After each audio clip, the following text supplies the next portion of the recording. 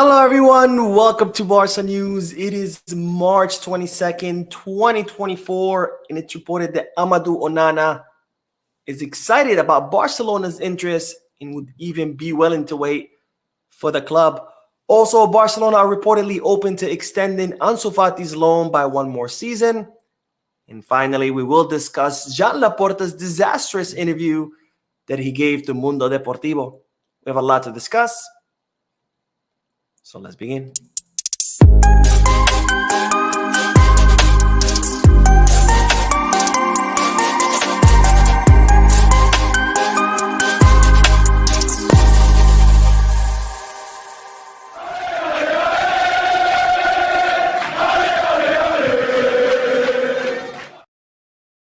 Hello everyone, welcome to the channel. My name is Mo, and before we begin with the news, just a quick reminder to make sure to hit that like button, subscribe to the channel, and drop a comment.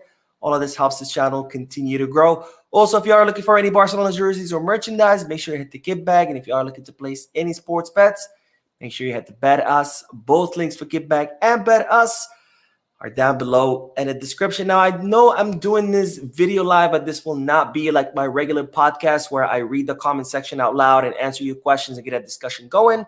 This will simply be a very short live video just to bring you the most up-to-date Barcelona news, because I did finish work pretty late today, so I won't be having time to film the video, edit it, and post it. So instead, I'm bringing you the news live.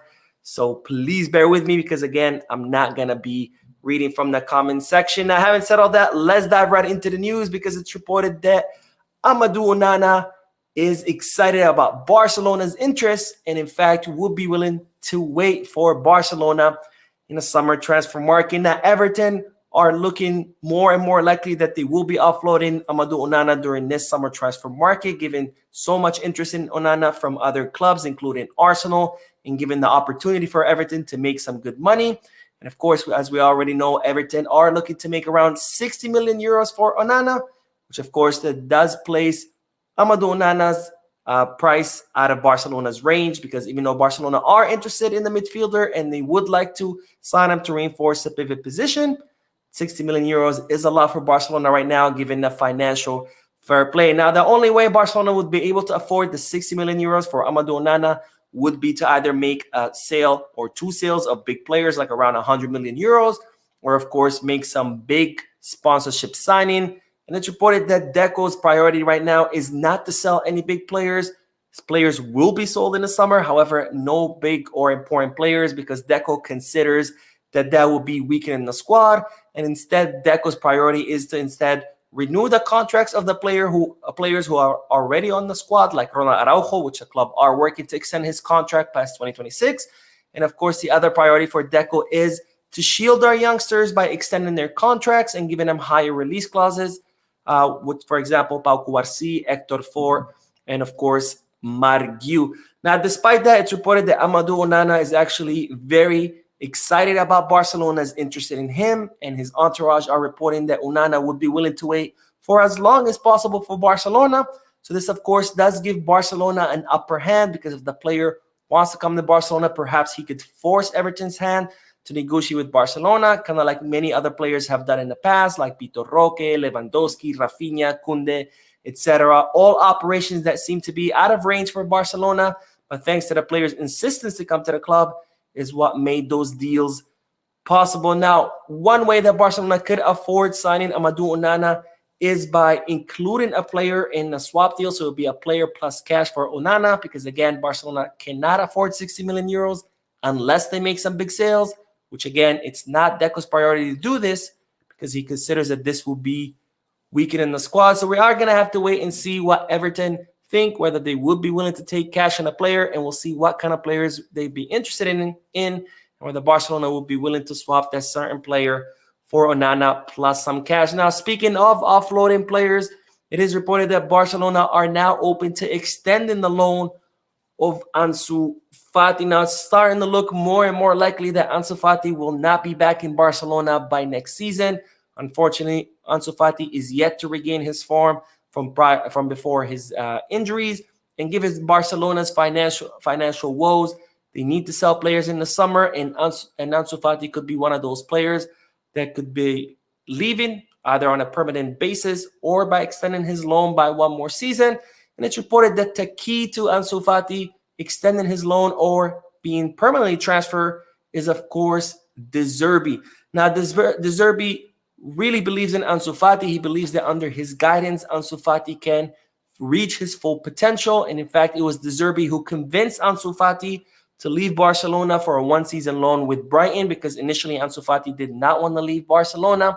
And it's reported that De Zerbi's continuity at Brighton could be key for Barcelona extending Ansu Fati's loan by one more season with a Premier League club. Now, some are even reporting that if De Zerbi does end up leaving Brighton and going somewhere else, that he would be willing to take Ansu Fati with him, because De Zerbi really, really believes in Ansu Fati and really wants to count on him.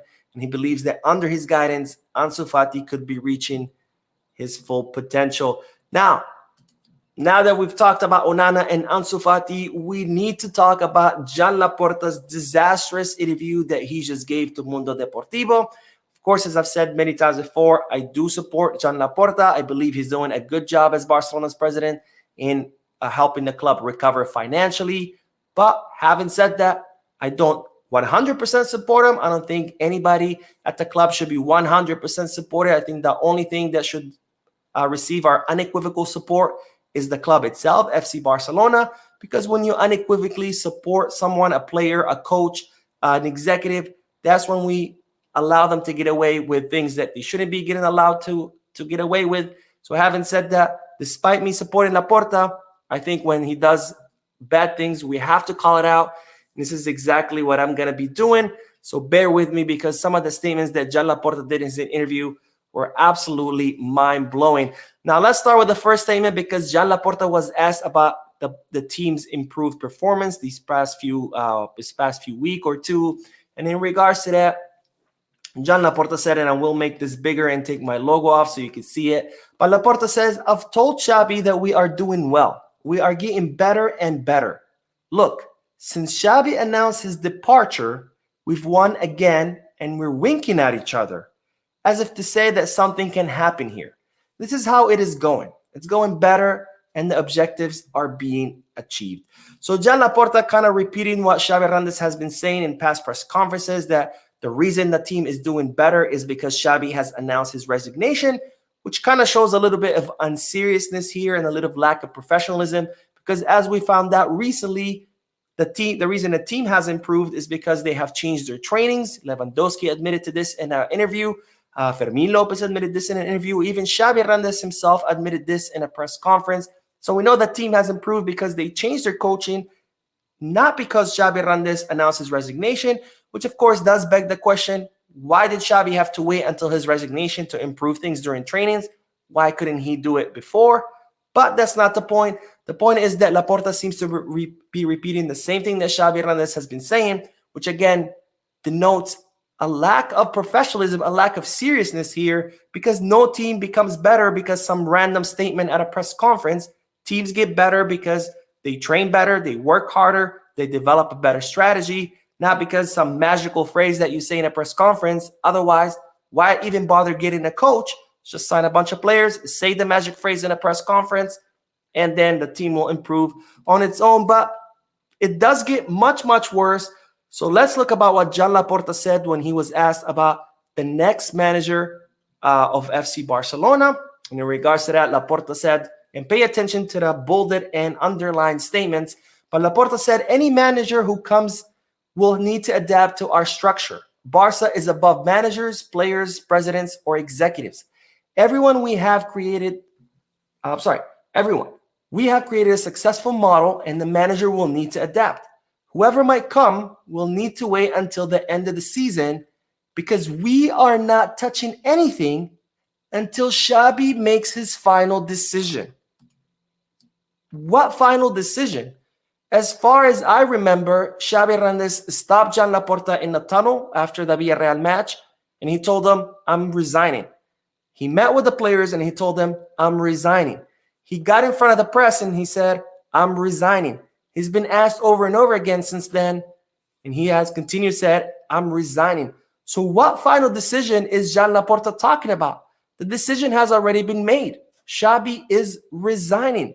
And again, this denotes a lack of seriousness at the club and a lack of professionalism, because he is waiting for a decision that has already been made instead of moving past the decision, picking the next coach so that coach can start preparing for the upcoming season. And while doing all this, risking that whatever coaches out there that are interested in coming to Barcelona could eventually get tired of waiting, because Flick is very happy to come here. He has already started beginning picking his staff. He's already watching Barcelona matches. And imagine if Flick turns on his TV and sees Laporta saying, oh, we're just going to wait until Xabi makes up his decision, which has already been made up.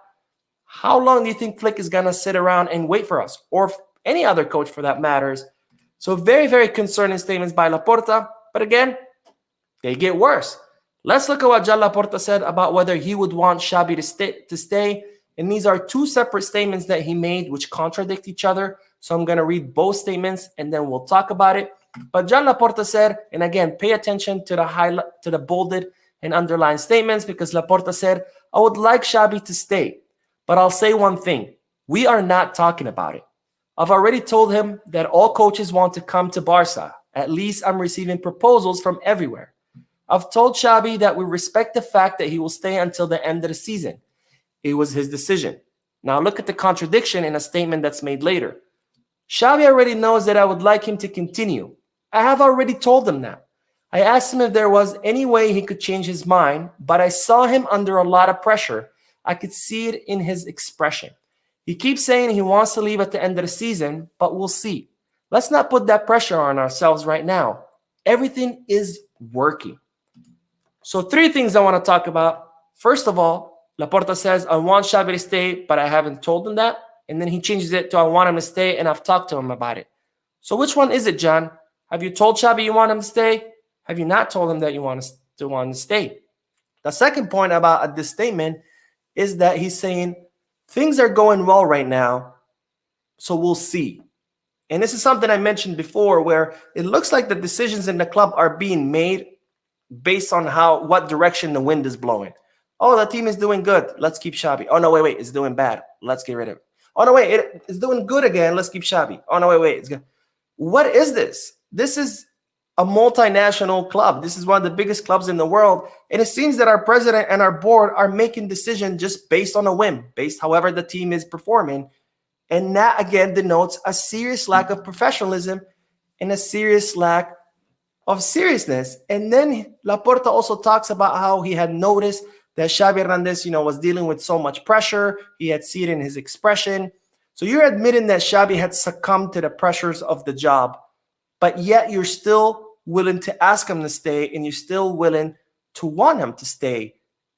How is that a serious decision? How is it that you are admitting yourself that the person is succumbing to the pressure of the job, but you want him to stay? You want to wait until he makes his decision, even though he already made it. You want to wait until the end of the season, and you are just making decisions based on a whim.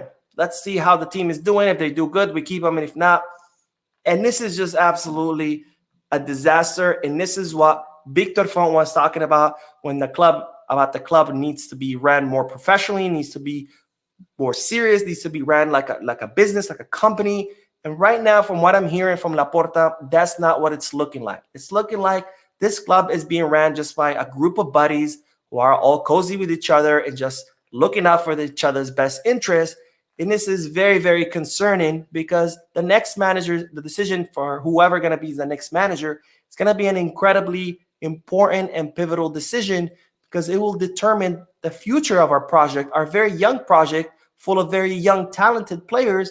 And not only that, that decision will also affect the club's finances, because if the project is successful, it will help Barcelona get out of the financial hole it's in. And if not, it could prolong Barcelona's financial recovery. So this decision will be incredibly, incredibly important. But yet it doesn't seem that Laporta or his board are taking it seriously, because based on these statements, it looks like they're just making decisions based on a whim and how, in whatever direction the wind is blowing in.